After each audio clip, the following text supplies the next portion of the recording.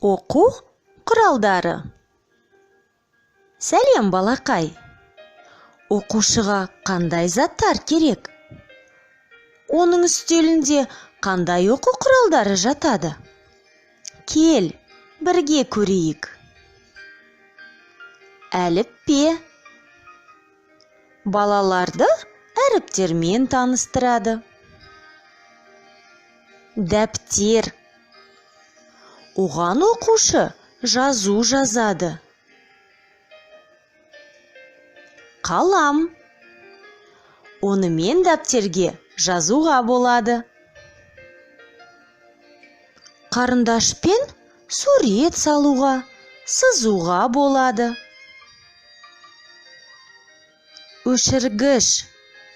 Қарындашты өшіру үшін керек. Сызғыш.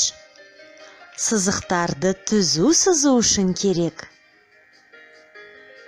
Фломастерлер. Суретті әртүрлі түске бояу үшін қолданылады. Альбом. Оған сурет саламыз.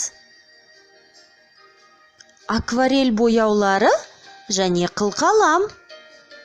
Альбомға әдемі суретті салу үшін керек.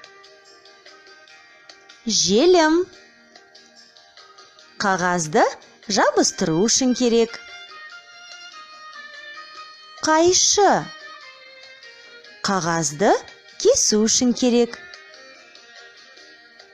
Ұштағыш. Сынып қалған қарындаштарды ұштау үшін қолданылады.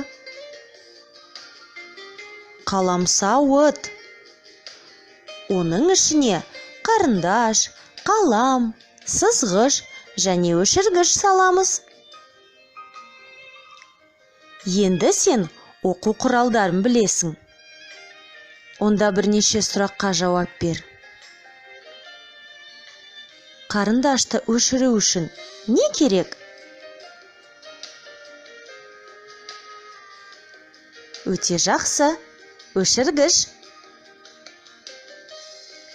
Қағазды жабыстыру үшін не керек? Бәрекелді. Желім. Қағазды кесу үшін не керек? Өте жақсы. Қайшы.